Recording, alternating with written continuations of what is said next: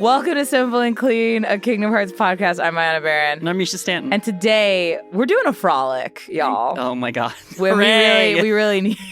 I'm sorry for all the expeditions recently. No, I don't you dare apologize. Okay. We needed them desperately, but we are going to talk today about 100 Acre Wood. Oh, the frolic. The frolic. The actual, the frolic. Literal frolic. Amazing. What are your feelings about Winnie the Pooh? I love Winnie the Pooh. Hell yeah, me too. Winnie the Pooh was one of my big properties as a kid. Me too. My grandma would put on the series to entertain me as a child on rainy days. Yeah, and it's a perfect rainy day situation. Yeah. It's cozy. Yes. It's, it's like the worst thing that can happen is like someone's late for someone's birthday party. Yeah. Or someone is stuck in a tree. Or like the wind blew too hard. Yes, exactly. Yeah. Or someone forgot someone's last name. And I'm not gonna lie, like, I'm me. I've accepted this about myself. Like, the fact that the characters interacted with the text of the book, the metatextuality of Winnie the Pooh, I enjoyed it. There's a piece of me that was inside of yes. child me, you know? So then what did you think of 100 Acre Wood, the level in Kingdom Hearts? I like how it plays with that. I like that they don't just make it another world, that they keep the fact that he's in a book inside the story. Yes. It endears the world to Sora in a way that Winnie the Pooh was endeared to me. And so I felt like Sora in that moment. So it's really effective. Yes. So tell me a little bit more. So it was your rainy day property. Like who is Winnie the Pooh? Like what's going on with Winnie the Pooh and his many adventures? Winnie the Pooh means so well, but head full of fluff. Yes. It's like all of the characters there just really want to have pleasant times. Yes. But all of the, except maybe Rabbit. Right. Are just living in a world of their own self-contentment up until it butts up against their neighbor. And in that way, it's like about lessons about being a good neighbor. Yes, it is. It is like a found family in the most like obvious, I think, description of that term. Yeah, I mean, I don't even know if it's a found family. Like, it's a community. It's a community. We're pre-family. We're like back when just like village, you know? Yeah, it takes a village is very literal in this context. Yeah. You know, we've got this boy, Christopher Robin, and so what's kind of fun about Winnie the Pooh and the many adventures therein is it is an amalgamation, a patchwork quilt, if you will, of a bunch of actual guys and their actual kids and their actual stuffed animals. And like even down to Winnie the Pooh is a combination of two different kids. Like it's based off of one kid's bear and another kid's name of his bear. Oh, wow. And Winnie was a real bear at a zoo in London. Okay. That one of the writer's sons, like, they'd go see this bear. And this bear was, like, famous. There is now a statue erected of this bear. It was a female bear named Winnie. Okay. She was at the zoo during, like, World War I. Okay. And was just, like, a bear that people loved and was, like, a beloved, artifact of this zoo. Yeah, sure. And, that doesn't surprise me because, like, in modern times, we have Mudang the hippo. Like, exactly. It's the same thing. And now Tater Tot or, like, Cabbage Patch. Is there a new one? There's another new hippo. Incredible. There's a new pygmy hippo. I'm so glad. It's named after a potato or something. And I think it's an American zoo that had the most recent pygmy hippo. Okay. It's a cute-ass hippo. They are. They're, like, baby hippos are cute. And I'll say grown-up hippos are cute. Deadly, but very cute. Yep. So as I was musing upon Winnie the Pooh's placement and the 100 Acre Wood's placement in Kingdom Hearts, one of the things that stood out to me was like Winnie the Pooh in this context, or 100 Acre Woods in this context, is probably one of the most brazen like depictions of the childhood, way, like childhood days. Yeah. And in all Kingdom Hearts games where it appears, it is a respite world. Yeah. There are no Heartless. There are minigames. Yay! And Sora enters alone. Mm-hmm. Donald and Goofy do not get pulled into this book. That's true. Yeah. I wonder what they think is going on in there. That's a really good question. What do you think they think is going on in there? I don't know. Well, I don't know. Like I'm trying to put myself in the headspace of Donald and Goofy, where they go to Merlin's, house. Yeah. And Sora hops into the book and is gone for. Oh, okay. Question. Do you think the passage of time is happening when Sora goes into the book? Oh, good question. I'm going to say no. Okay.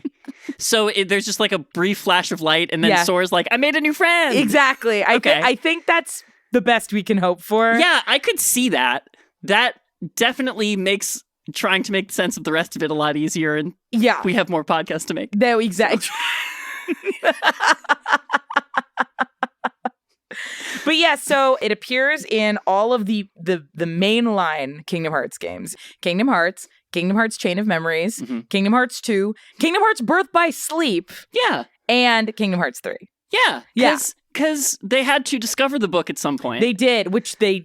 Did they need to clarify how Merlin came upon his Winnie possession? the Pooh origins. It's true. We're rebooting everything now. They did do a live action Christopher Robin movie with Ewan McGregor. Yes, that's right. I haven't watched it. I should. I feel like the gritty realness of the stuffed animals, like I like. It was a little disturbing. I like the cartoon version of Pooh that Disney has canonified. Like, it's so friendly design. Paint me a word picture of what Winnie the Pooh looks like in Disney.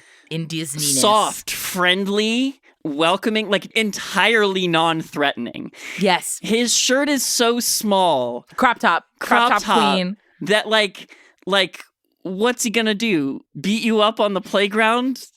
Ass out? That's not Winnie the Pooh's vibe. He do stretches.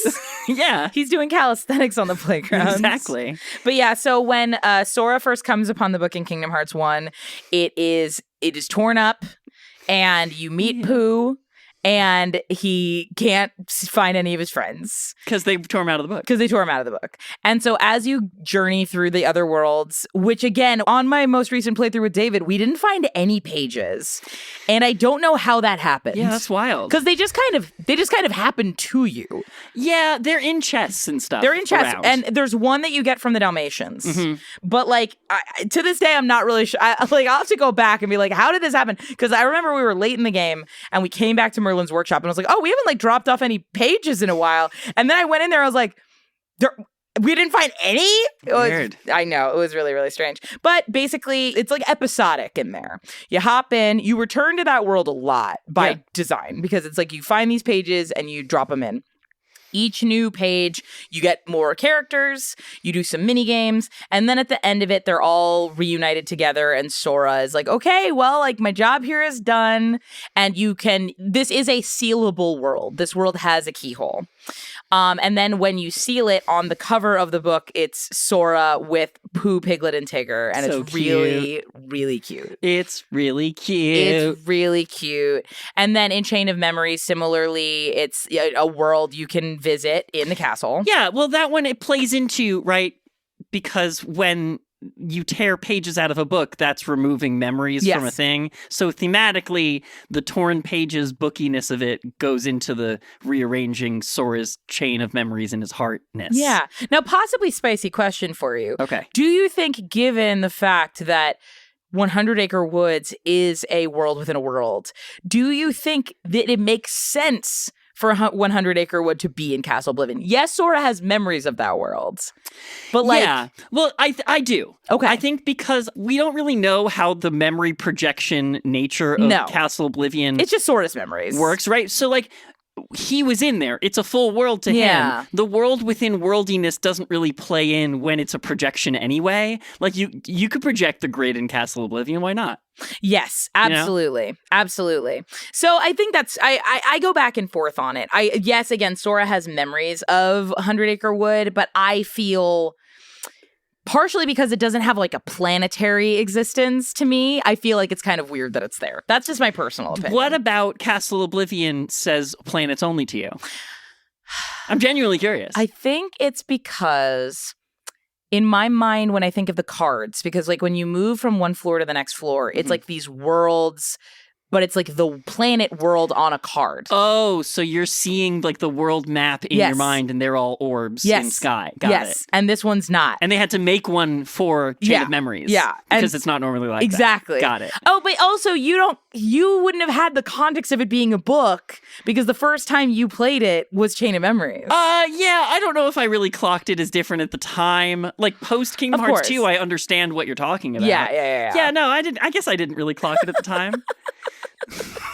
Oh man. And the vastness of human experience, the difference between us. I know, yeah. You're like I forget that your starting point was a Game Boy Advance game on an emulator sometimes. Yeah, the pixel art palette of 100 Acre Wood like was lighter than the rest, which I think is fun. I mean, I'll say this too, especially in Kingdom Hearts 3. Yeah. The aesthetic comparison, it's very stark compared to other worlds. Well, especially in Kingdom Hearts 3. I will get there. Yeah, we'll get there. So then in Kingdom Hearts 2, they kind of have to... I don't know if they had to find a reason to retcon it, but they did. In Kingdom Hearts 2, you have the completed book. You hop in for 2 seconds. You get glitched out of it.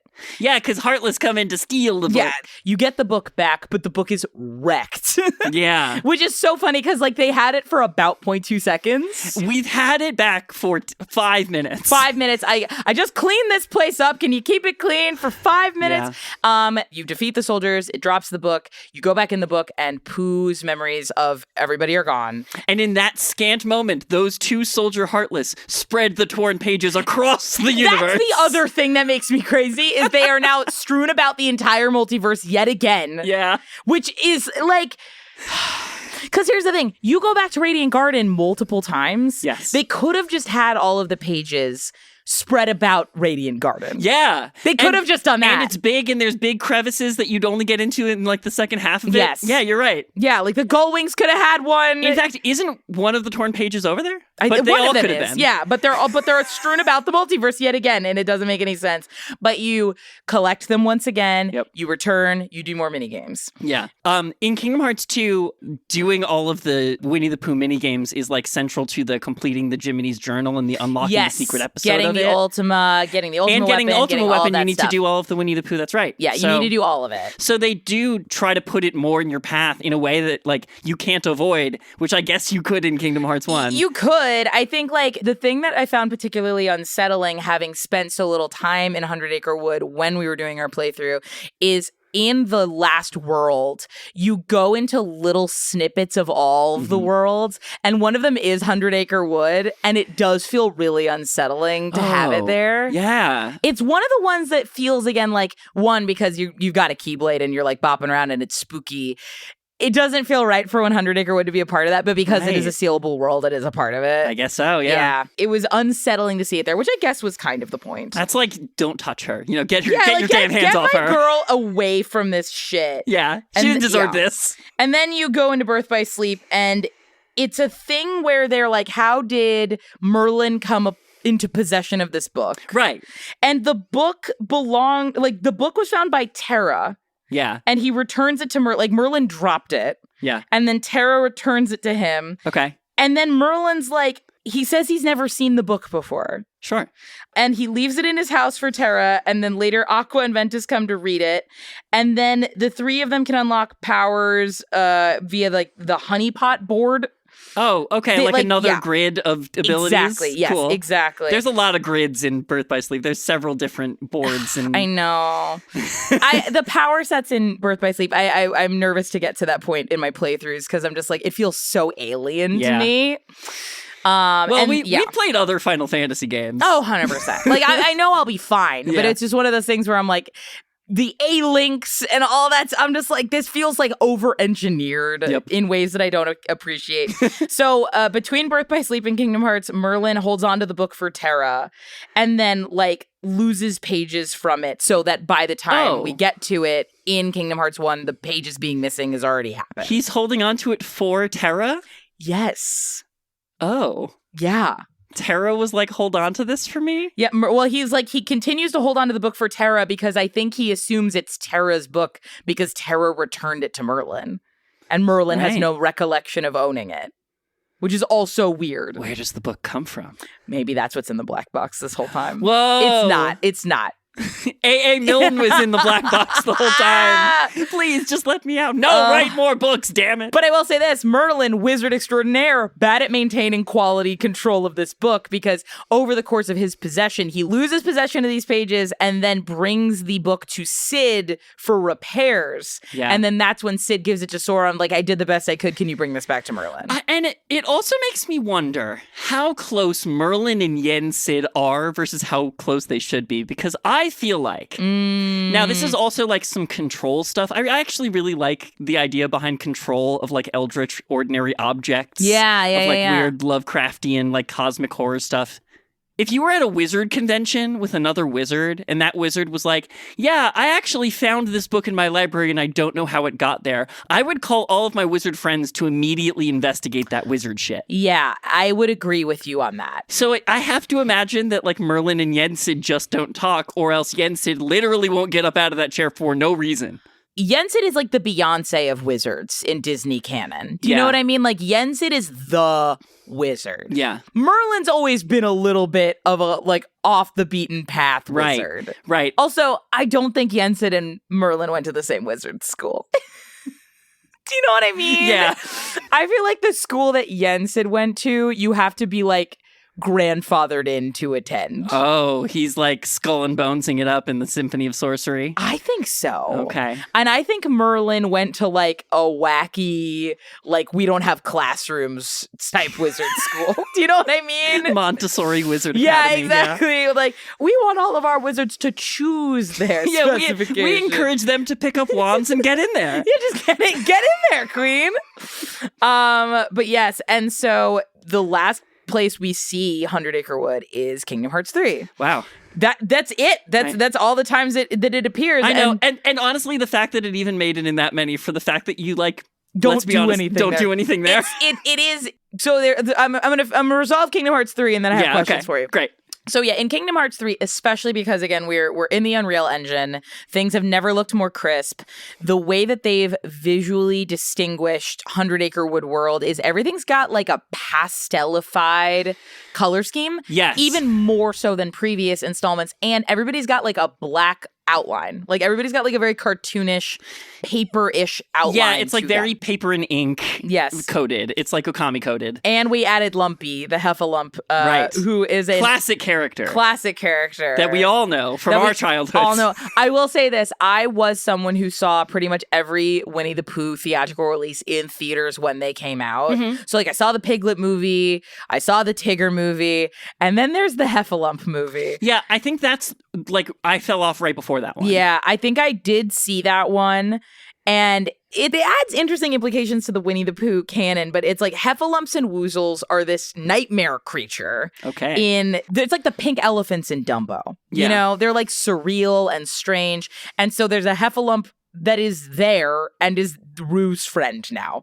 And he's really cute, and he's a little purple elephant, and I'm happy he's here. All right. And so he's there too. And again, very similar situation where we are back. We're doing some mini games. Yep. And it's a fun time. And at the end, Sora's on the front of the book.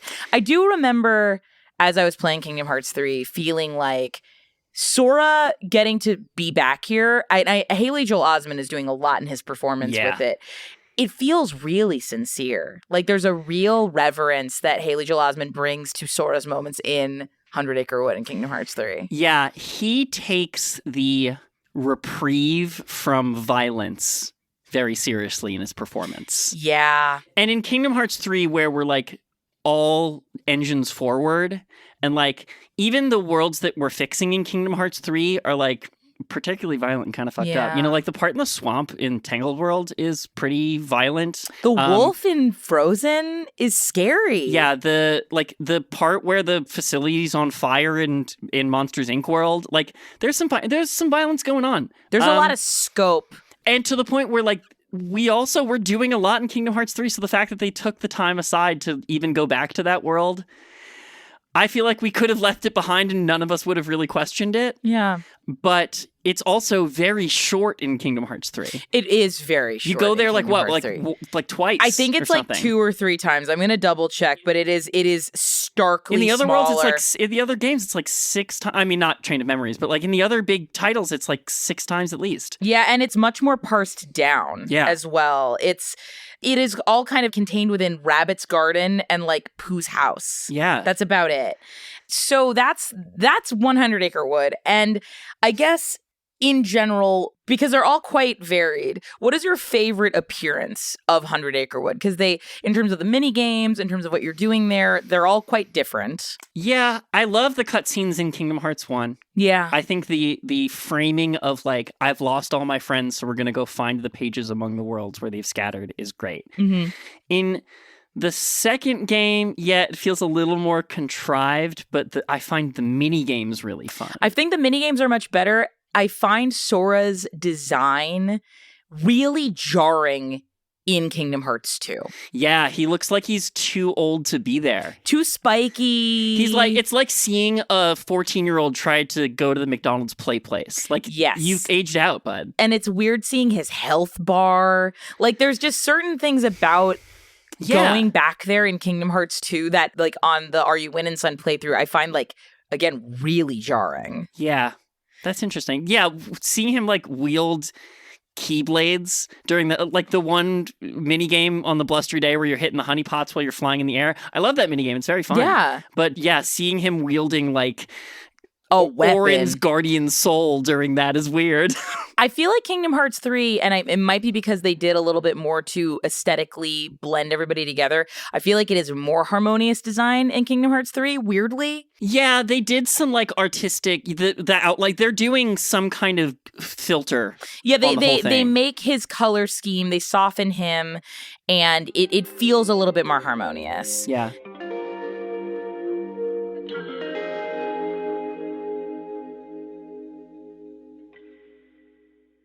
Hi, it is me, Mayanna. Thank you so much for listening to this episode of Simple and Clean. We really appreciate, Mischa as well as myself, all of the support that we've got from the show and all of y'all listening, telling us about your childhood memories and your maybe reignited passion for the series. It really genuinely warms our hearts quite a bit. We're so grateful and excited that we get to make this show and that we get to connect with y'all. So we just want to find other ways to do that. So if you want to connect with us, there's a couple different ways you can find us. We are on Discord with Multitude. Multitude Podcast Collective has a website, and on there's a link to their Discord server. You can join us over there. We have our own dedicated channel for Simple and Clean if you want to connect with other listeners, and also sometimes we hop in there as well.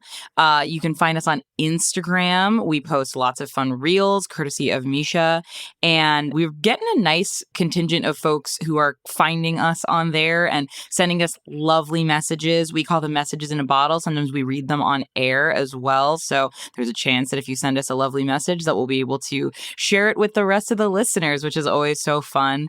And finally, if you want to connect with us in a more monetary way, you can find us on Patreon. You can find us on Simple and Clean Pod on Patreon. You can sign up for the $5 final mix tier if you would like to support the show directly that way. You get ad-free versions of the episodes. And then you also get access to the Secret Reports, which is our second bonus show where we talk about Kingdom Hearts adjacent things like other Square Enix titles like Final Fantasy. We talk about video games in general, like Mischa's playthrough of Dispatch. We talk about anime or other things from the same time period like Full Metal Alchemist. Additionally, if you are on the Patreon, you can let us know what you want to hear us talk about on the Secret Reports. There's a couple fun topics that we have batting around right now. We recently checked out like a demo for a game called Dusk Fade, which has Kingdom Hearts as a direct inspiration. Mischa is currently playing through Metaphor Refantasio, and I cannot wait to talk to them about it. And also just any other stuff that you guys want to hear us yap about into a microphone. You can find us again over there at Simple and Clean Pod on Patreon. If you don't want to sign up for the $5 final mix tier, you can also join the free membership tier so you can still chat and connect with other listeners. You can leave us a review. You can leave comments on Spotify. You can share the show with a friend, or you can just continue to listen to it on your way to work or while you do laundry or while you make food, or hang around your apartment or your house or your other places people live. Thank you again so much for listening to the show. We're so excited to be talking about Kingdom Hearts at this very exciting time to be a Kingdom Hearts fan. And I feel like things are only going to keep ramping up. So please join us along for that ride, however you would like to. And until then, thank you so much for listening. And now here's some other people talking about other stuff. Simple and Clean Pod is a part of the Multitude Podcast Collective, a collection of different podcasts and shows created by experts and people who talk about the things that live in their heads rent-free. Shows like Wow If True. Wow If True is your one-stop internet culture shop explaining how what's happening online shapes the real world. And they're the internet experts and real-life besties to unravel it. Tech culture journalist Amanda Silberling and science fiction author / attorney Isabel J. Kim, Esquire. More importantly, they're the only podcast that will mention Neopets and horizontal mergers in the same episode. They're asking and answering your burning questions about the internet. Why are the edgelord tech bros literally everywhere, even in the White House? Are the AI overlords coming to take our jobs? And if so, why are these AI so awful at playing Pokemon? How does AI actually work anyway? Is Pepe the Frog a hate symbol or just a misunderstood green guy? And speaking of misunderstood green guys, why is Shrek still so popular? So check out Wow If True wherever on the internet you find your podcasts. New episodes every other Wednesday.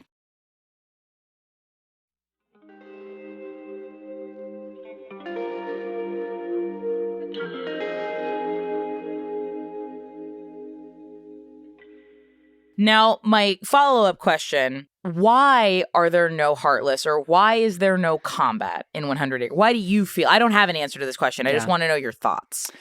Because we've got other Disney movies where we have Heartless and we have fighting. Why is 100 Acre Wood the one where there's no combat whatsoever? I think that in the Disney canon of properties, Winnie the Pooh is aimed at younger kids. 100%. Yeah, there's like dramatic throws, and in the end, nothing bad happens to the characters you care about, but they're put in peril in other Disney movies, you know? In Hercules, like, Mega's gonna die when she gets crushed by that pillar. That is true. In Lion King, they're fighting in a fire pit. And yeah, in the end, the protagonists are okay, and they earned the rewards they deserved, but like, Winnie the Pooh is aimed at younger kids, at I would say preschool and like kindergarten kids. That's when I watched it, I'm pretty sure. Yeah, like 0 to 5. Yeah, like younger kids. And so I think for kids who have those age memories coming to Kingdom Hearts, Disney wants to preserve how that feels. I think even in the live action, you know, like I haven't seen it either, but I'm pretty sure I've premise... seen the trailers, and the premise of it is essentially like Christopher Robin is all grown up and he's working too hard. Yeah. And his bear comes alive and kind of reminds him how to be whimsical. Like, and again, this is just what I gleaned from the trailer, but this is my guess at the plot. Right. Yeah. So, and tell us if we're wrong. Yeah. But that's what it's about. It's like Winnie the Pooh is a call to young childhood. Yes. And so I don't think the characters are ever allowed to be seen in proximity to violence of that magnitude. You know, like even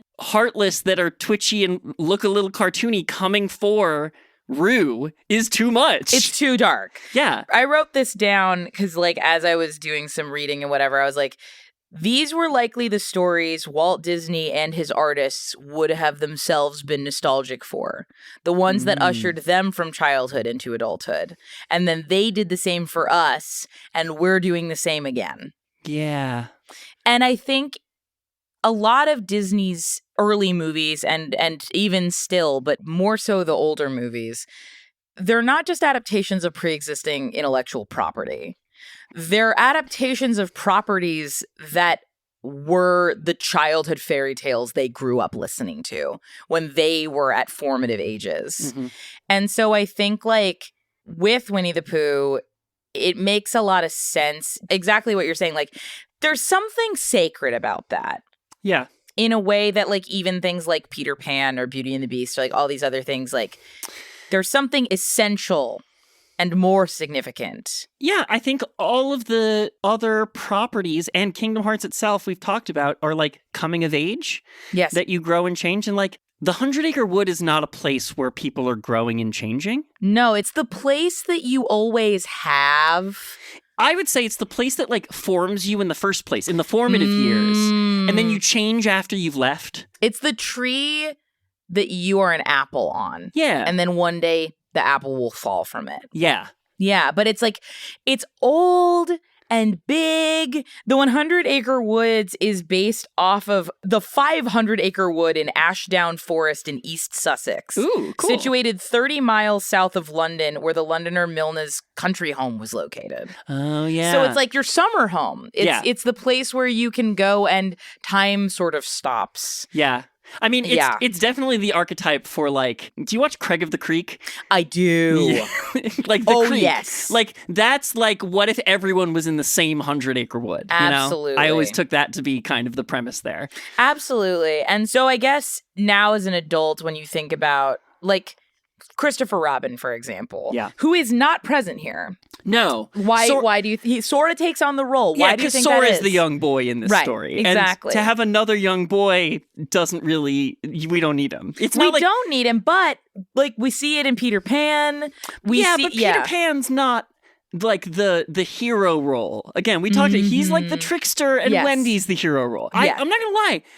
When I remember Winnie the Pooh, Christopher Robin's not a big part of it.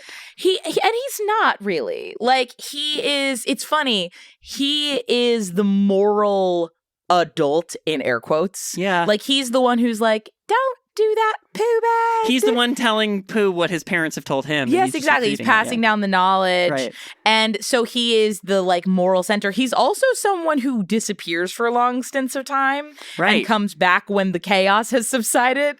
That's right. Yeah. So that's kind of what it is. It's like he only comes in at the end to be like, what'd you get up to today? Yeah, what did you learn? Right. Yeah. And I think, correct me if I'm wrong, in the 90s there was like a TV show on like the Disney Channel. There's been a lot of Disney. There's been a lot of Winnie the Pooh stuff. Okay. There's been some live actions. There've been some puppet things. I remember there was a distinctly 2D animated thing. Yeah, and like an ongoing serial of adventures. Yes. And Christopher Robin really wasn't even in those. I think it's also because Christopher Robin is by far the most boring aspect of Winnie the Pooh, because he is the one who's like, well, you shouldn't do that, you know? Yeah. He's a good kid. And also, he's like based off of the creator's sons. He's like the archetype of their actual sons. Right, yes. And so I think that the portrait there is like flattering versus Pooh, because he's anthropomorphic and a stuffed animal. He can get up to more bad, you know, or chaotic or silly behaviors.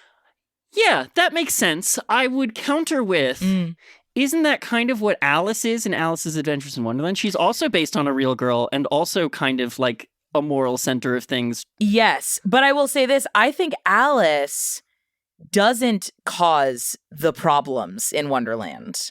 I think Alice is the reactionary character in most of those things. Like, yes, she is forced to interact with the world because she, like, needs to escape Wonderland. But I don't think that she, like, when she's crying and it fills up the room and the doorknob's drowning or whatever, we don't look at that as her doing something bad. We look at that as, like, a very realistic reaction to very chaotic information that is being provided to her.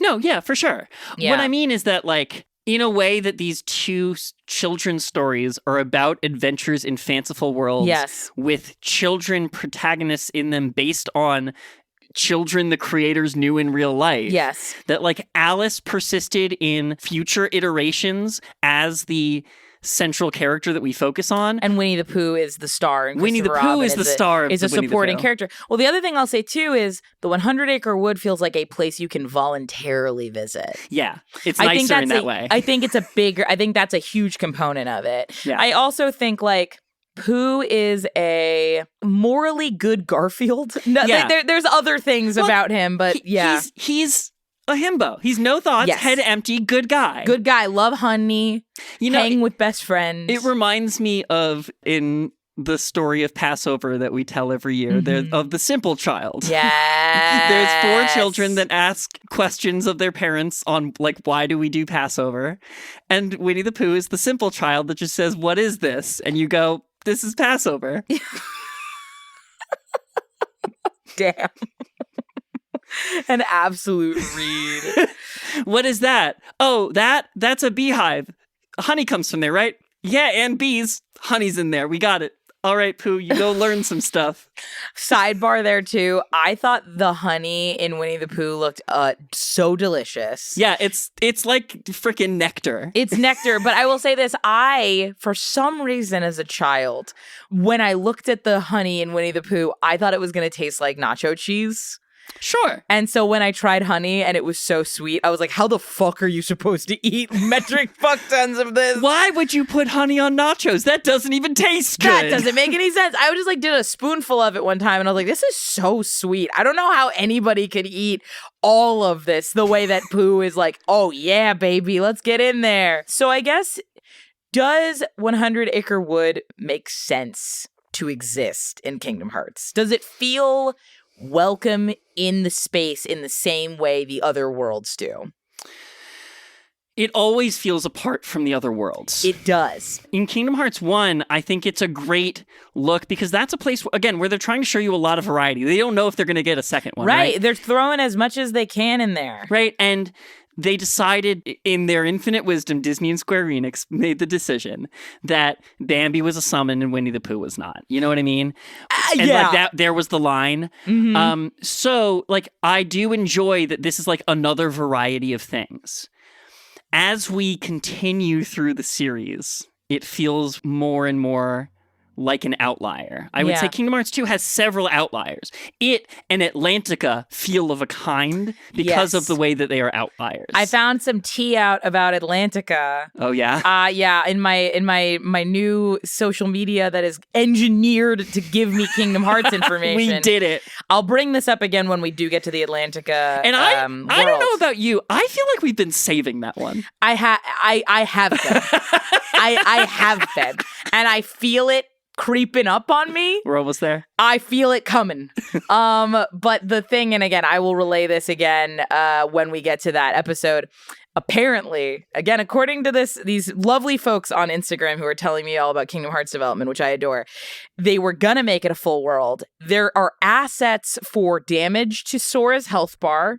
There are assets associated with attacks, and it was late in development, and they were like, well, we can't get it all the way there. We're changing it into a rhythm game. No way. There's assets in the data mine files that lead, and worlds were built. That first area is built. And they also have the maps from the first game. Right. So they were probably just going to do it the same way. And then they're like, we can't. Late stage pivot. Wow. Late stage pivot. Big pivot. Which pivot. Again, we will talk about.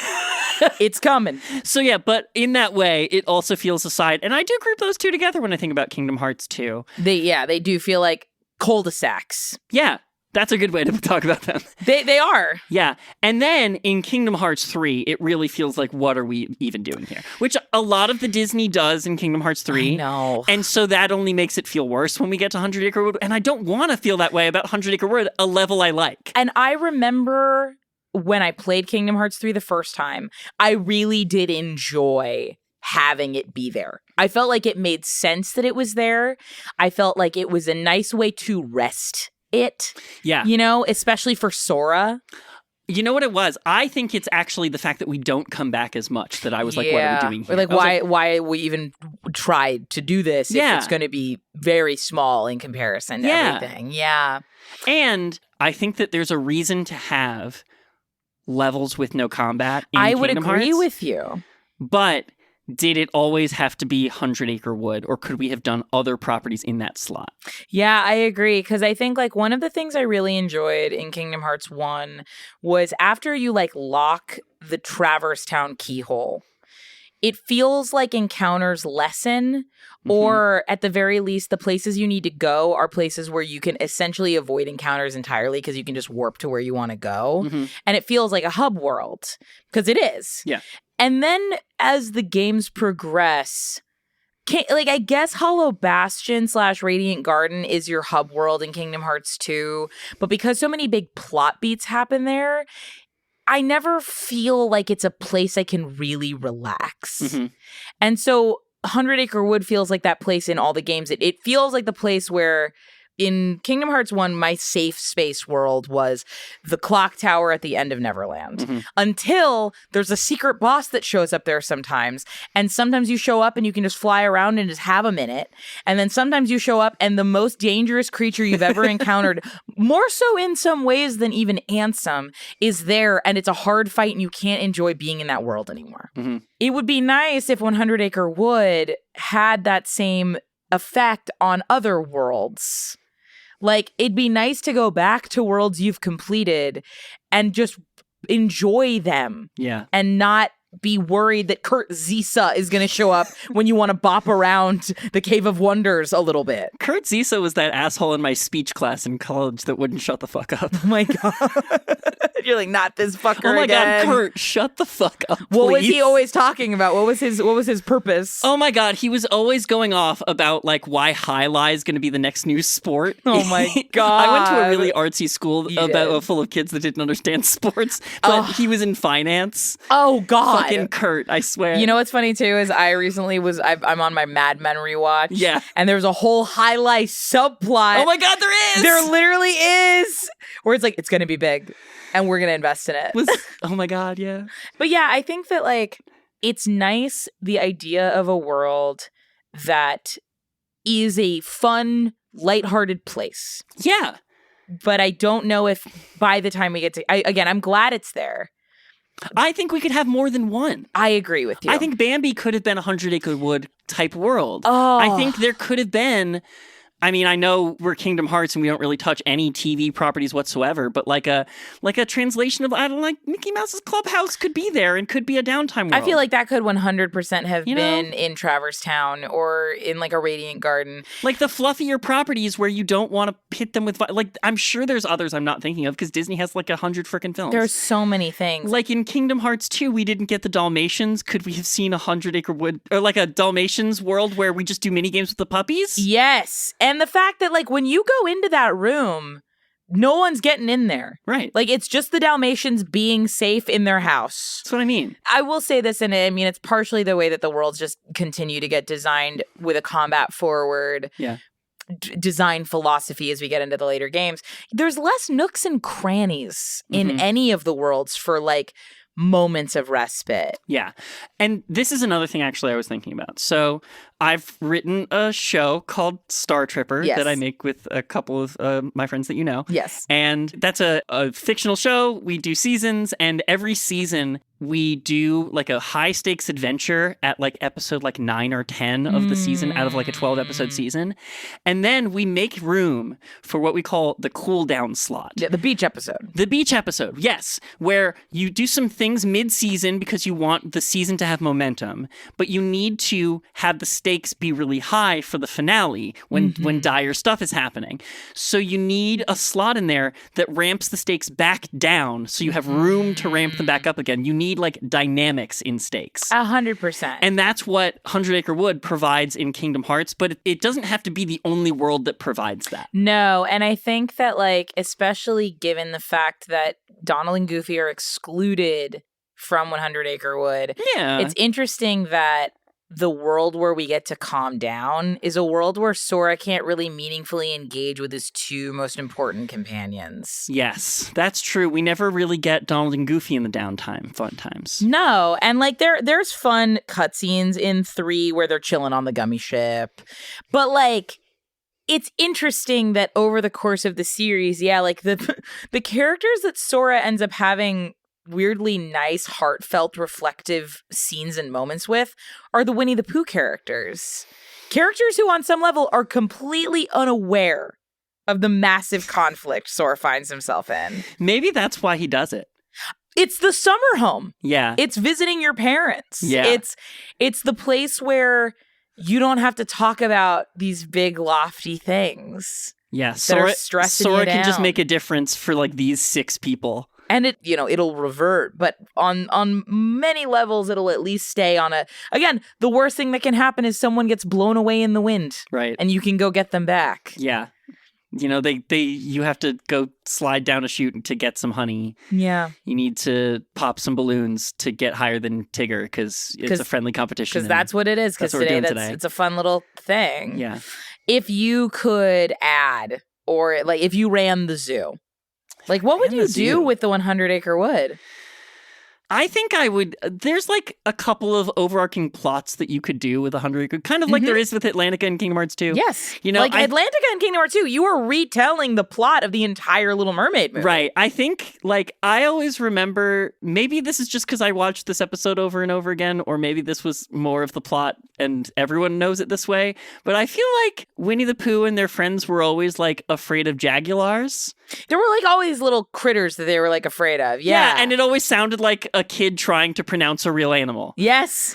And I feel like we could have done something with that where like we, you know, like almost like a Final Fantasy bounty system. Like you go out and find the creatures in the wood. Yes. Could be cute and fun. Have you ever seen, and it's a recent video, Donkey's playthrough of the Piglet movie tie-in video game?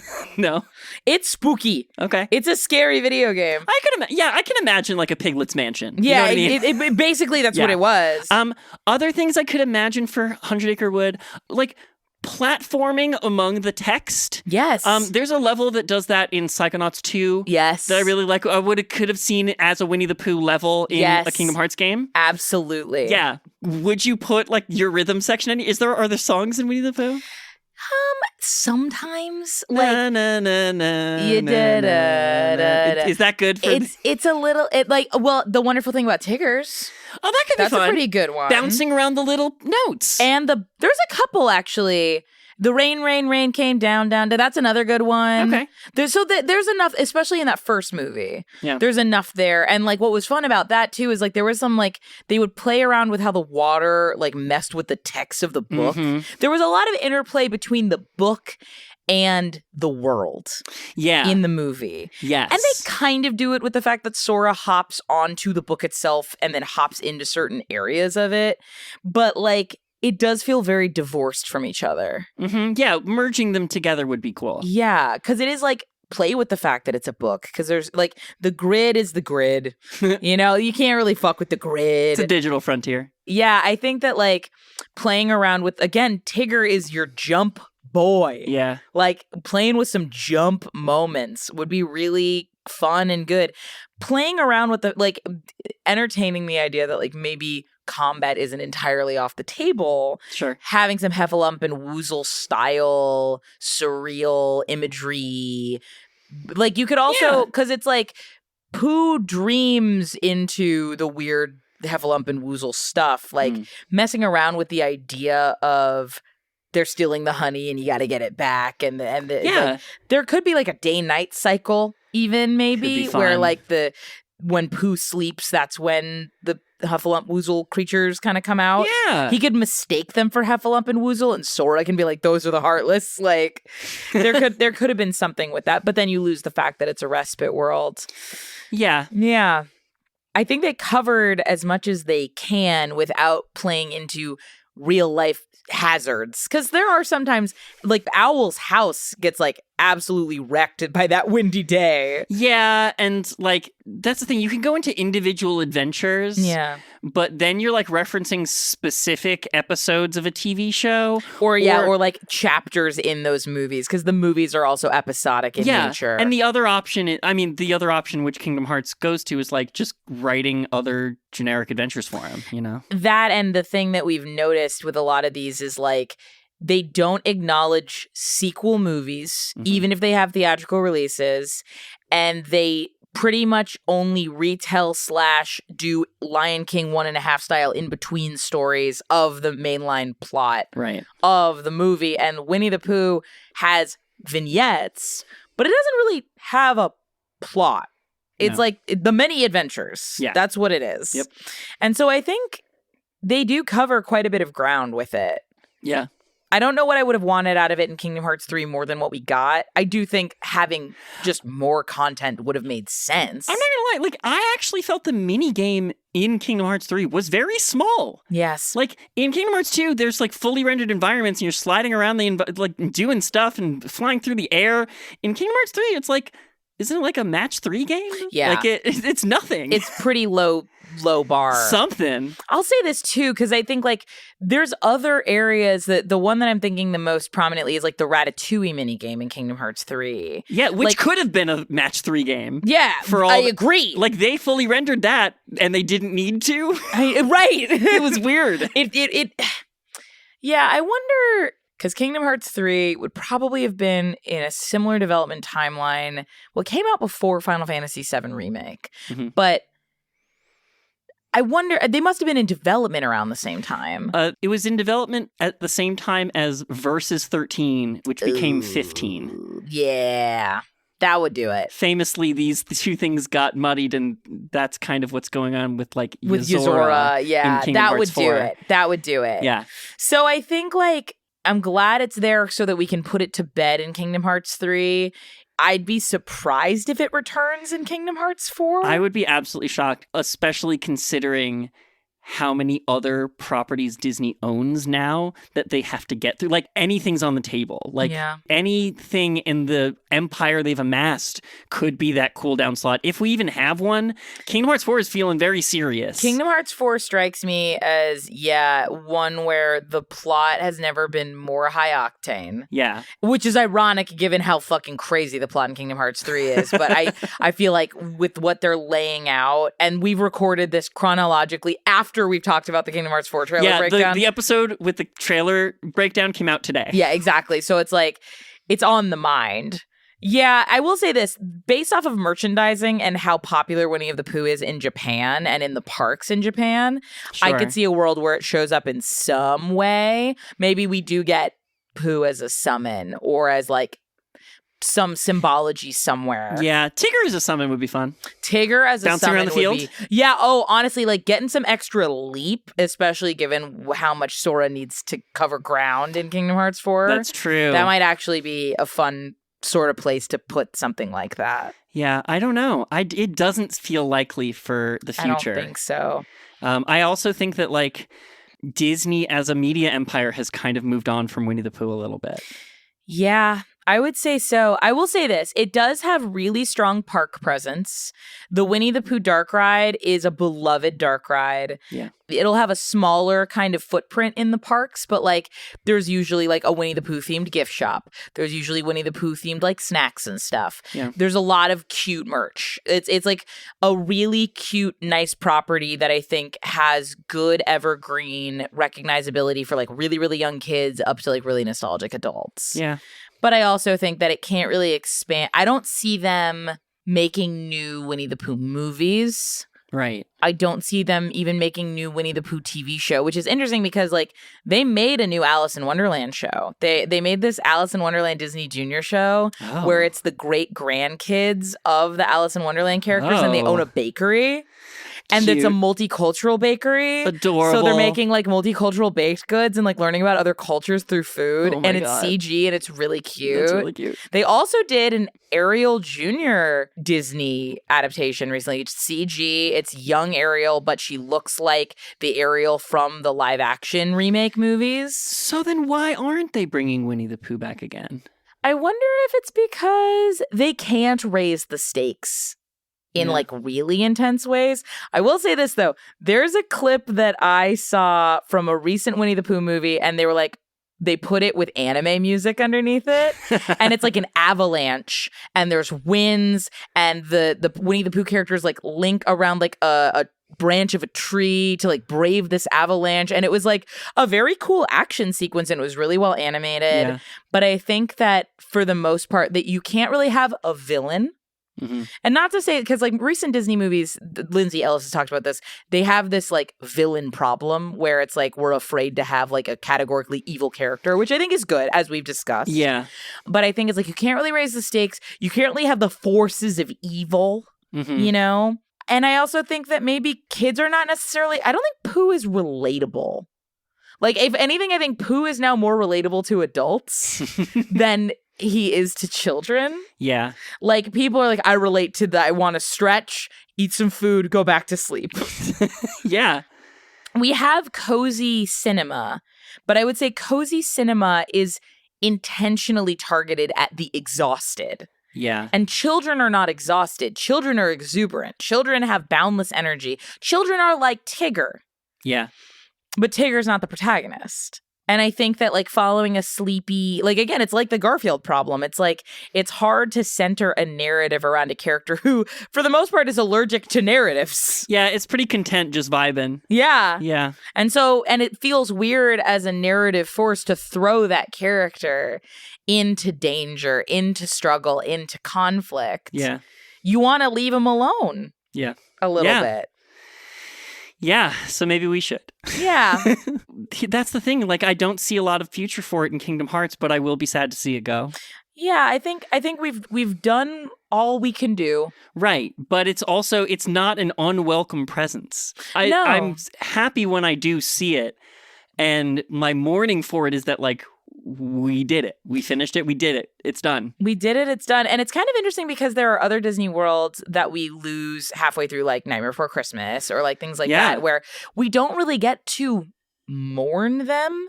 They just sort of stop showing up in the games. But I think because it showed up in all of the mainline games. Yeah. It is interesting to think about a mainline game where it won't appear. Potentially, we don't know. Yeah, I do think that a smart franchise steward would notice that they don't have it for Kingdom Hearts 4 and would try to come up with an answer for what they're doing there instead. Because I think there's an expectation for it at a certain point. I'd say so. There's an expectation for something in that slot. I think if they're smart, they'll be like, we're going to do something there. We're going to answer that question. I'm trying to even rack my brain of what would of the new school of Disney, what would be the cozy thing? I don't know. Like that's the thing. I'm not a kid, and I don't have kids, and not a lot of my friends have kids that I hang out with. I'm watching like adult animation stuff. Like I'm not as keyed into what the simpler properties are anymore. Like Brave doesn't really have antagonists. Yeah, it's Brave, and you know they've got Pixar on the table now, so it could be Brave. It could be Inside Out. Like Inside Out 1 doesn't really have antagonists. Inside Out 2 kind of does. Kind of, yeah, like anxiety. So, like honestly, like, but it's not cozy in that way. No, but Inside Out would be a good place to be like, here's a simplified version of the struggle you're having out there and a way to process it that's healthy for you, Sora. Yeah. You know? That would be really interesting. Interesting thought there. Yeah, but I do think that like if it's Winnie the Pooh again, people are going to get bored. I think you're right. I also wonder if like, I think Kingdom Hearts 4 will bring in a lot of new players, but I think Kingdom Hearts 4 is for people who've been waiting in the wings. People like us, people who are firmly in their like 30s and onward. Yeah, I agree. It feels like going all out with the things they were starting to do with Kingdom Hearts 3, with the tech advance of it all. Like I keep seeing that dark side in the Kingdom Hearts 4 trailers, and I keep thinking to myself, if they could have looked like that in Kingdom Hearts 3, they would have done it. Oh, 100%. And that's why they look like that now. 100%. So I wonder if like as we are all growing up and the series is growing up, I wonder if we're even going to see some childhood-esque properties, or if we're going to see firmly like teen angsty YA 15 plus age demo properties in this new game. Yeah. It's 2026 and we're in a bit of a downtime for Winnie the Pooh likes in general. Yeah. I love him though. I love him too. I have a real fondness for specifically that one. Of the Disney properties, that one's really high up on my list. So yeah, but I think to your point, like it's not really for any new engagement with it. It's for the fact that it's for a lot of people, it's like a first love. Yeah. And while we grow and change and move further from it, you never forget your first love. So true. Yeah. Weird frolic. We leave the field of flowers and end up on the sidewalk. Yeah, a frolic, but a pensive frolic. A pensive frolic. A frolic that goes, I wonder if we ever will frolic again. We will. We will. Somewhere. Yeah. So come on back to Simple and Clean, a Kingdom Hearts podcast. Thank you so much for going with us on a pensive frolic. And as always, may your heart be your guiding key. And a smackerel of honey to you. Yeah. I didn't get to say smackerel in the main part of the episode, and I really want to say the word.